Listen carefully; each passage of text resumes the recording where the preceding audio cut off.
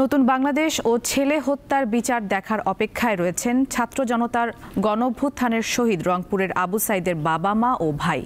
কোটা সংস্কার আন্দোলনের সময় 2024 সালের 16 জুলাই গুলিবিদ্ধ হয়ে শহীদ হন বেগম রোকেয়া বিশ্ববিদ্যালয়ের ছাত্র আবু সাইদ।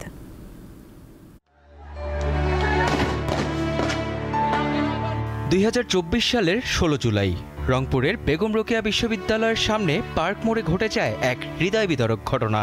গুলিতে প্রাণ হারান বিশ্ববিদ্যালয়ের ইংরেজি বিভাগের শেষ বর্ষের ছাত্র 25 বছর বয়সী আবু সাইদ। তিনি ছিলেন বিশ্ববিদ্যালয়ের কোটা সংস্কার আন্দোলনের অন্যতম সমন্বয়ক। আবু সাইদের প্রতিবাদ ও গুলিবিদ্ধ হয়ে রাস্তায় লুটিয়ে পড়ার ছবি সামাজিক যোগাযোগ মাধ্যমে ছড়িয়ে পড়ার পর তীব্র প্রতিক্রিয়া তৈরি হয়। পরের দিন 17 জুলাই রংপুরের পীরগঞ্জ উপজেলার মদনখালী ইউনিয়নের বাবনপুর গ্রামের বাড়িতে দাফন করা হয় আবু সাইদকে। সেই বাড়িতে দাঁড়িয়েই তার বড় ভাই জানালেন সেদিনকার ভয়াবহতার কথা। এই গেঞ্জিটা ফাড়ে দিয়ে যখন দেখলাম, তো অসংখ্য গুলির তার বুকের ভিতরে, সে ছবিও আমি নিজে তুলছি, নিয়ে এসছি, কিন্তু অসংখ্য, আর ওর মুখ দিয়ে এদিক দিয়ে, চোখ দিয়ে, এদিক দিয়ে রক্ত পড়তেছে।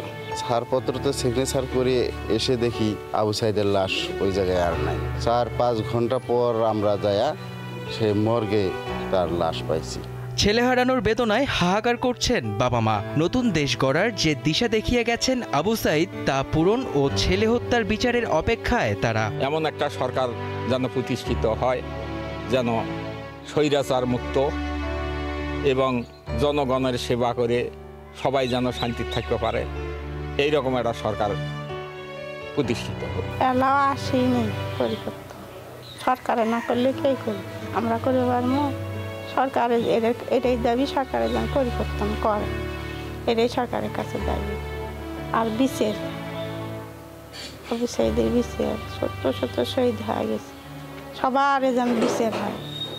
এই হত্যাকাণ্ডে মানবতা বিরোধী অপরাধে মামলা দায়ের করা হয়েছে আন্তর্জাতিক অপরাধ ট্রাইব্যুনালে। এই মামলায় এখন পর্যন্ত 6 জনকে গ্রেপ্তার করা হয়েছে। বেগম রোকেয়া বিশ্ববিদ্যালয়ের সাবেক ভিসি ও প্রক্টর সহ পলাতক আছে 24 জন। মেহেদী হাসান, দীপ্ত সংবাদ, ঢাকা।